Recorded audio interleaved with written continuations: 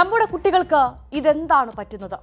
മുൻപൊരിക്കലും ഇല്ലാത്ത വിധം കൗമാരക്കാർ ഇരകളും പ്രതികളുമായ കേസുകൾ വർദ്ധിക്കുകയാണ്.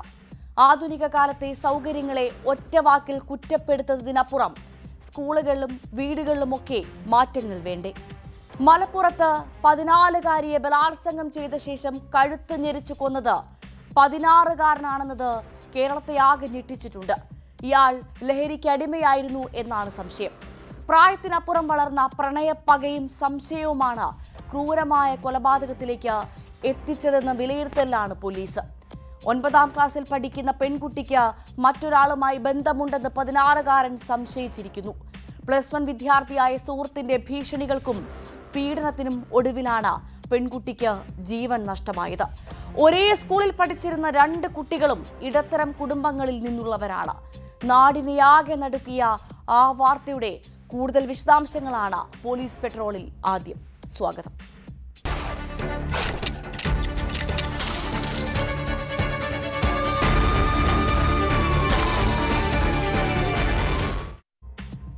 മലപ്പുറം കരുവാരക്കുണ്ടിലെ 14-കാരിയുടെ കൊലപാതകം ആൺസുഹൃത്തിന്റെ സംശയം മൂലമെന്ന് പോലീസ്. പെൺകുട്ടിക്ക് മറ്റൊരാളുമായി ബന്ധമുണ്ടെന്ന സംശയം വൈരാഗ്യത്തിനും കൊലപാതകത്തിനും കാരണമായതായി പ്രതിയായ 16-കാരൻ മൊഴി നൽകിയെന്നാണ് മലപ്പുറം ജില്ലാ പോലീസ് മേധാവി ആർ വിശ്വനാഥ് പറഞ്ഞത്. ജുവനൈൽ ജസ്റ്റിസ് ബോർഡിന് മുൻപാകെ ഹാജരാക്കിയ പ്രതിയെ കോഴിക്കോട് ചിൽഡ്രൻസ് ഹോമിലേക്ക് മാറ്റി. കൊലപാതകത്തിൽ മറ്റാർക്കെങ്കിലും പങ്കുണ്ടോ എന്ന് പോലീസ് അന്വേഷിച്ചു വരുന്നു.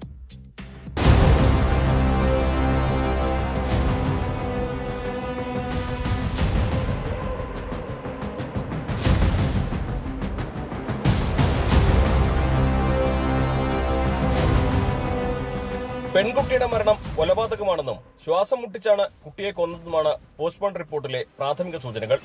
സംഭവത്തെക്കുറിച്ച് പോലീസ് പറയുന്നത് ഇങ്ങനെ: വ്യാഴാഴ്ച സ്കൂളിലേക്ക് പോയ പെൺകുട്ടി രാവിലെ മുതൽ 16-കാരന്റെ കൂടെയായിരുന്നു.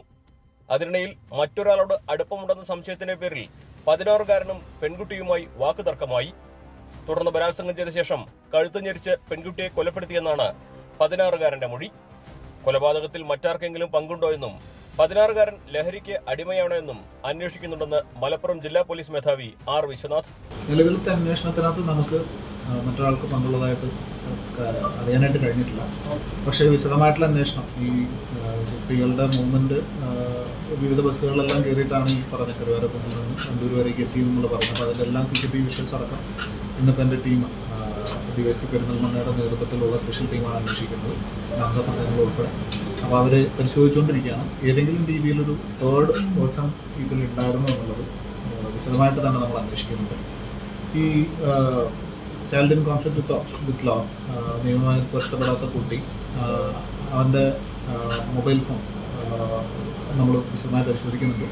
CDR കളക്ട് ചെയ്ത് അത് പ്രകാരമുള്ള അന്വേഷണം, ആ സമയത്ത് അവർ വിളിച്ചിരുന്നതും അവനെ വിളിച്ചിരുന്നതായിട്ടുള്ള ആളുകളെല്ലാം നമ്മൾ വെരിഫൈ ചെയ്തുകൊണ്ടിരിക്കുകയാണ്. പക്ഷേ ഇപ്പോൾ ഈ മൊമെന്റ് വരേക്കും നമുക്ക് മറ്റൊരു ഇന്റർവെൻഷൻ ഉള്ളതായിട്ട് അറിയാൻ കഴിഞ്ഞിട്ടില്ല. 16-കാരനുമായുള്ള ബന്ധം പെൺകുട്ടിയുടെ കുടുംബം വിലക്കിയിരുന്നു. അതിനിടയിലാണ് കുട്ടിയെ കാണാതായത്. തിരോധാനത്തിന് പിന്നിൽ ആൺസുഹൃത്തിന് പങ്കുണ്ടെന്ന പെൺകുട്ടിയുടെ ബന്ധുക്കളുടെ സംശയമാണ് കൊലപാതകത്തിന്റെ ചുരുളഴിച്ചത്.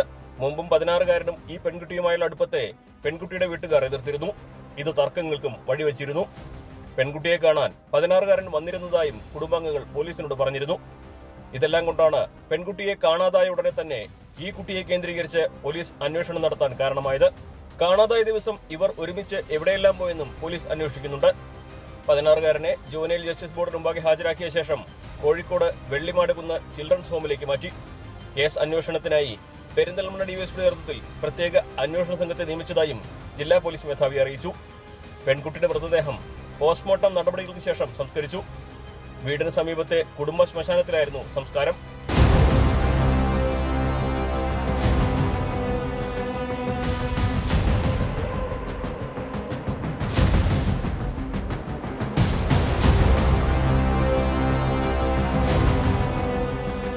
ന്യൂസ് 18 മലപ്പുറം.